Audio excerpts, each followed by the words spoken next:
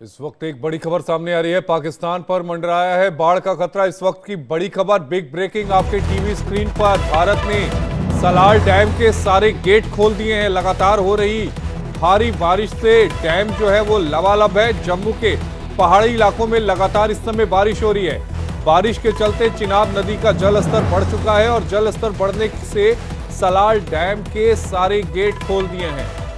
ऐसे में पाकिस्तान के कई हिस्सों में बाढ़ आने की उम्मीद है। सलाल डैम, अब देखिए दो तस्वीरें आपकी टीवी स्क्रीन पर। पहले इस पानी के फ्लो को देखिए और दूसरी तरफ डैम के सारे दरवाजे खोल दिए गए।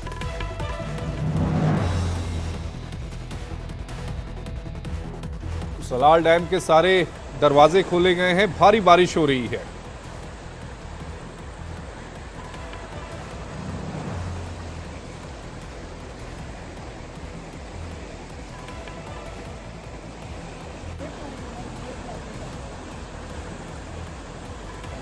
इस वक्त की बड़ी खबर आपके टीवी स्क्रीन पर। जो डैम है उसके दरवाजे, गेट जो हैं वो खोल दिए गए हैं। उसके पीछे वजह भी है। वजह यह है कि लगातार जम्मू कश्मीर में भारी बारिश हो रही है। भारी बारिश की वजह से जो डैम है वो लबालब भर गया था और अब डैम के जो दरवाजे हैं यानी गेट्स हैं वो ओपन कर दिए हैं। और इस पानी की रफ्तार को देखिए, इस पानी की तेजी को देखिए और देखिए कि डैम से जब पानी छोड़ा गया तो पानी का फोर्स कितनी तेज है।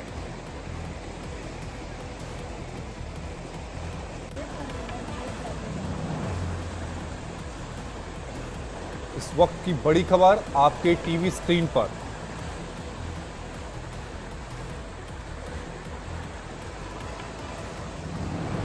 सलाल डैम का जो पानी खोला गया है,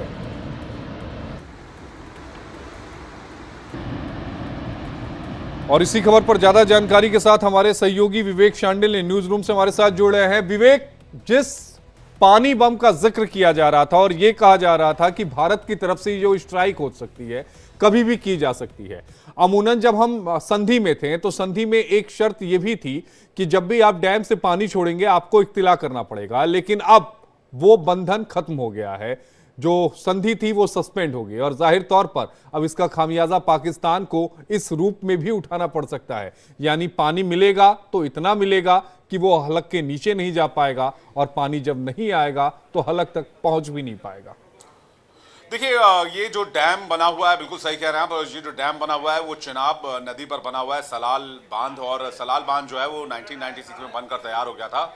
लेकिन इस सलाल बांध पर पाकिस्तान ने बहुत आपत्ति जताई थी, इसके डिज़ाइन पर बहुत आपत्ति जताई थी। हालांकि चूंकि वर्ल्ड बैंक की मध्यस्थता से ये तमाम जो है इंडस वाटर ट्रीटी ऑपरेट होता था, तो भारत ने उस समय ये जो पाकिस्तान की आपत्ति थी उसको एक अटेंशन देते हुए उस पर भारत ने पाकिस्तान की आपत्तियों को दूर करने की कोशिश की थी। लेकिन जैसा कि आपको बताया कि 22 तारीख को हमला हुआ और उसके बाद जो है उसके बाद लगातार भारत और पाकिस्तान के बीच तनाव की स्थिति हो गई। अब सलाल बांध में पानी इतना आ गया क्योंकि बारिश लगातार जारी है और आपने तस्वीरें भी दर्शकों को दिखाई हैं कि किस तरह से बारिश हो रही है। इसके बाद सलाल डैम के सारे गेट खोल दिए गए हैं। और ठीक है आपने कि इसके पहले पाकिस्तान को सूचना दी जाती थी, लेकिन अब पाकिस्तान के पास 6 घंटे का वक्त बचा हुआ है। 6 घंटे तक ये जो के अंदर जो है ये पानी जो है वो सियालकोट में पहुंच जाएगा और कोट मिथन में पहुंच जाएगा। चिनाब नदी जो है वो पाकिस्तान के सियालकोट और कोट मिथन से होकर निकलती है और सियालकोट एक बड़ा इलाका है और बड़ा शहर है और इसके अलावा कोट मिथन का इलाका भी काफ़ी बड़ा माना जाता है।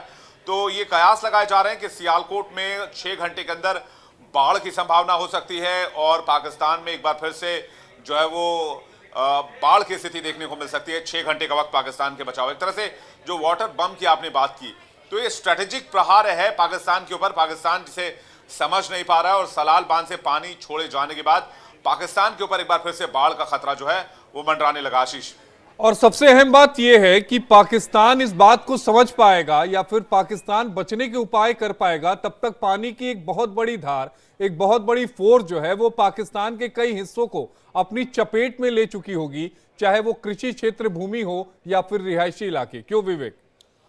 बिल्कुल सही कह रहे हैं आप, क्योंकि 6 घंटे का जो वक्त होता है वो कुछ नहीं होता है इस तरह की सिचुएशन से निपटने के लिए। पाकिस्तान अगर अब तैयारी भी करनी शुरू करे, पाकिस्तान के उस इलाके के में जाकर पाकिस्तान लोगों को बताने की भी कोशिश करे, तो वो 6 घंटे में उसमें से कुछ घंटे गुजर गए होंगे।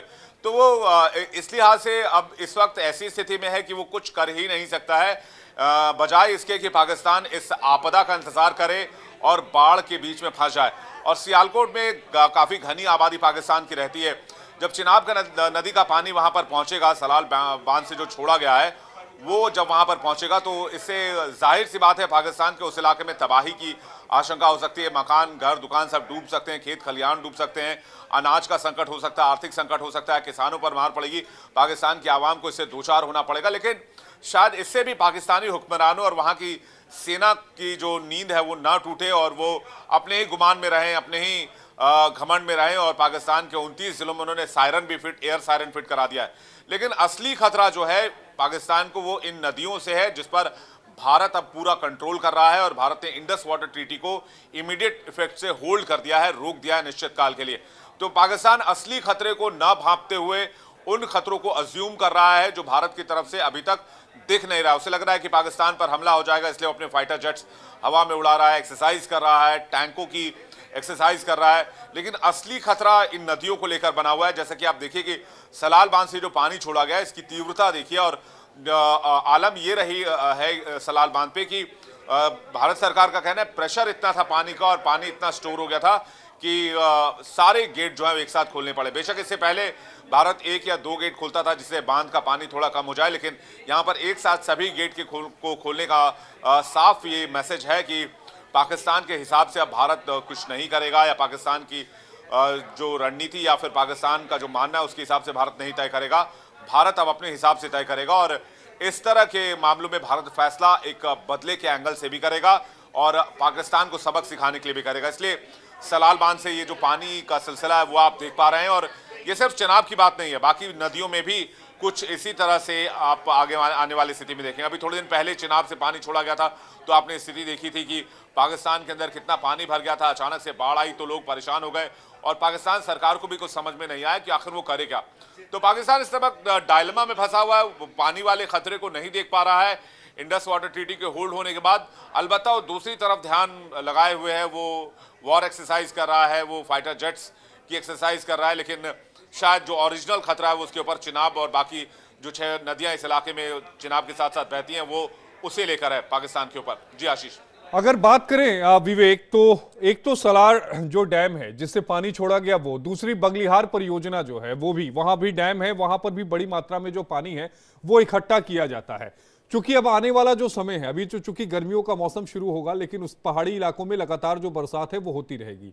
यानी आने वाले समय में पाकिस्तान को कमोबेश इसी तरह के हालात को झेलना पड़ेगा। और सबसे अहम बात कि जब उन्हें पानी की जरूरत होगी तो उनको पानी नहीं दिया जाएगा, और जब उनको पानी की जरूरत नहीं होगी तब इतना पानी दिया जाएगा कि वो उसको रोक नहीं पाएंगे। सही कह रहे हैं। देखिए अभी पाकिस्तान को इस तरह से पानी की ये आवश्यकता नहीं है जिस हिसाब से बगलिहार डैम से या फिर सलाल बांध से पानी भारत अचानक से छोड़ दे रहा है। अभी ये पानी पाकिस्तान के किसी काम का नहीं। आपने सही कहा, जब जून का महीना आएगा, जुलाई का महीना आएगा, वहां पर जब सूखे की स्थिति बनेगी, वहां पर जब पानी को लेकर डिमांड बढ़ेगी, पानी की किल्लत होगी, और पानी की सिर्फ आवश्यकता जो है वो पाकिस्तान को सिंचाई के लिए नहीं है, कृषि के लिए नहीं है, आम जनजीवन के लिए भी नहीं है, लेकिन साथ साथ इस बात की भी आवश्यकता है कि पाकिस्तान इस पर जल विद्युत परियोजना चलाता है। तो ऐसे में एक तरफ जहां पर पाकिस्तान की इकोनॉमी डैमेज होगी, पाकिस्तान का कृषि जो संरचना है वो डैमेज होगा, किसानों को नुकसान होगा, दूसरी तरफ पाकिस्तान को बिजली की संकट से भी दो चार होना पड़ सकता है। और अगर बिजली की संकट हुई तो फिर पाकिस्तान के लिए इससे उभर पाना बहुत मुश्किल होगा, क्योंकि बाहर के देशों से पाकिस्तान के लिए बिजली खरीद पाना मुमकिन नहीं है। पाकिस्तान की इकोनॉमी इस स्थिति में नहीं है। और वहीं भारत जो है वो लगातार इन डैम्स का इस्तेमाल जो है वो पाकिस्तान के खिलाफ कुछ इसी तरीके से करेगा जो तस्वीर इस वक्त हम देख पा रहे हैं। जाहिर तौर पर विवेक, क्योंकि अगर बिजली है तो इंडस्ट्रियल एरिया जो है वो चलेंगे, इंडस्ट्री चलेगी। अगर बिजली नहीं है तो वो ठप हो जाएगी, रात में अंधेरे में पाकिस्तान बिताएगा। बहुत बहुत शुक्रिया आपका जुड़ने के लिए। विवेक हमारे सहयोगी जुड़े थे जो पूरी खबर पर विस्तार से जानकारी दे रहे थे।